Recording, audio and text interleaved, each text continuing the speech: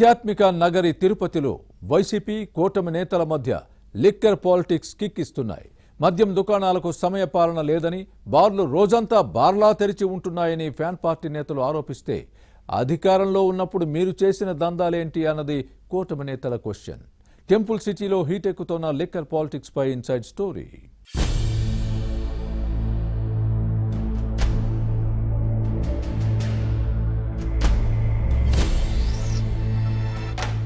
Temple town తిరుపతిలో మద్యం రాజకీయాలు వేడెక్కుతున్నాయి. కూటమి పాలనలో ఆధ్యాత్మిక నగరి మత్తులో జోగుతుందన్నది వైసీపీ నేతల వాదన.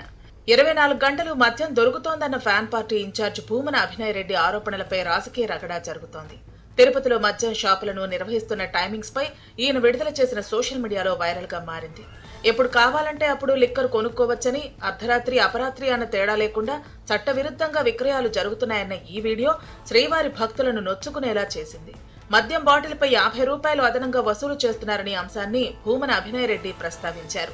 అయితే మద్యం దుకాణాల సమయాలపై వైసీపీ ఇన్ఛార్జ్ విడుదల చేసిన వీడియోను చూసిన వారు కామెంట్స్ చేస్తున్నారు. లిక్కర్ షాపుల్లో పనిచేసేవారు ముందుగా వచ్చి ఏర్పాట్లు చేసుకుంటున్న సమయంలో వీడియో తీసి సోషల్ మీడియాలో పోస్ట్ చేయడం ఏంటన్నది క్వశ్చన్.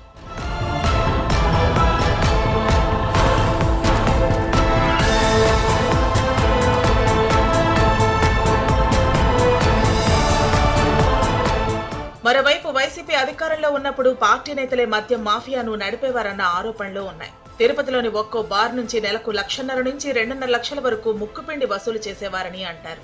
లేకపోతే ఎక్సైజ్ అధికారులను ఉసిగొల్పి దాడులు చేయించేవారు.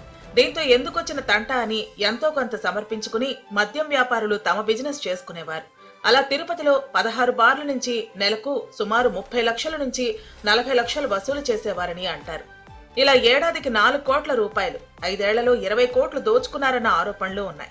కూటమి పాలనలో వేళాపాళా లేకుండా మద్యం అమ్ముతున్నారన్న వీడియోను అభినయ్ రెడ్డి బయటపెట్టిన తర్వాత కూటమి నేతలు ఫ్యాన్ పార్టీ లీడర్ల దందాలను ప్రస్తావించారు. అక్రమ వసూళ్లు నిజమా కాదా అని నిలదీసి బహిరంగ చర్చకు సవాల్ విసరడంలో లిక్కర్ పాలిటిక్స్ పై రగడ జరుగుతోంది. ఇప్పుడు కూడా లిక్కర్ షాపులు, బార్స్ ఓనర్లను బెదిరించి మామూళ్ల వసూళ్ల కోసం కుట్రలు చేస్తున్నారన్నది కూటమి నేతల ఆరోపణ.